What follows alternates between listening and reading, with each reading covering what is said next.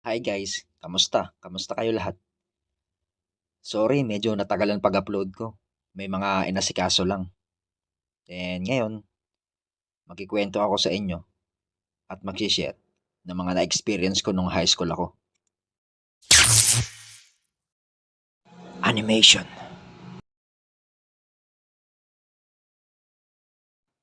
S2 Giante, Part 1. Pinaka gusto ko noon nung mag-aaral pa lang ako. Yung araw-araw kang nag-aabang ng baon. Kung malaki ba or maliit ibibigay sa'yo. Magkano kaya ibibigay sa akin ni mama ngayon? Sana 100.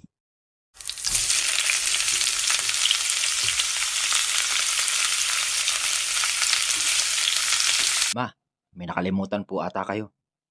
Yung baon ko po. O anak, malaki yan.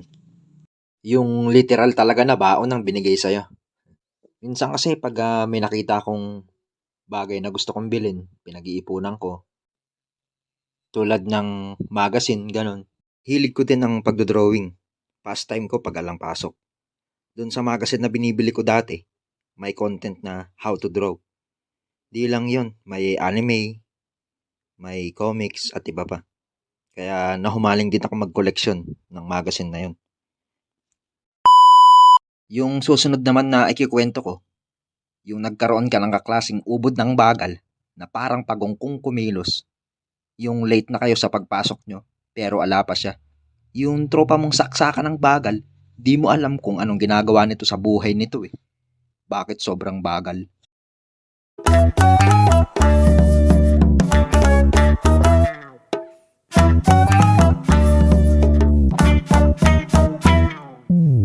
Ang aga mo, pre, ah. Oo pre, para hindi hassle. Medyo malayo yung school natin dito sa lugar natin. Dito natin hihintayin si Miri.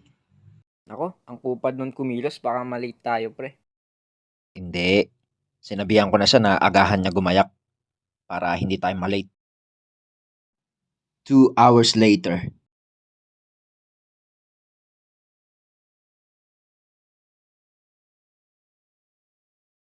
Maaga daw ha. Pre, anong oras na? Late na tayo. Sabi ko sa'yo, agahan mo. Oo nga, pre, ang aga namin dumating dito. Heis. Sensya na pre. Tanghali ako ng gising eh. Yaan mo, next year, babaguhin ko na pagiging mabagal ko. Eto sure may nakarelate dyan.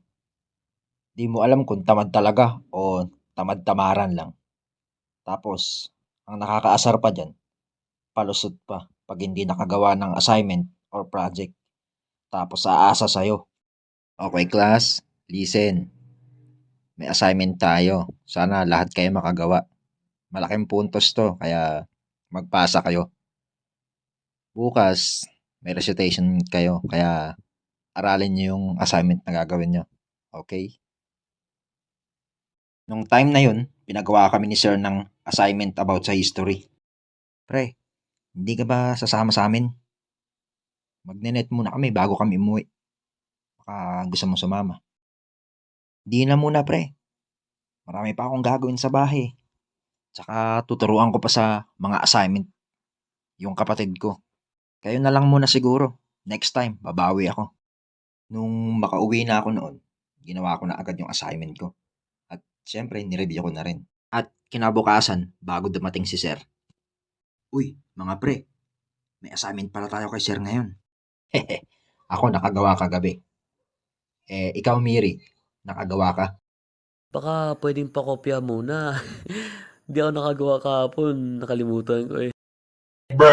Hindi mo alam kung palusot lang o tinamad. Hanggang dito na lang muna mga lods. See you in next upload.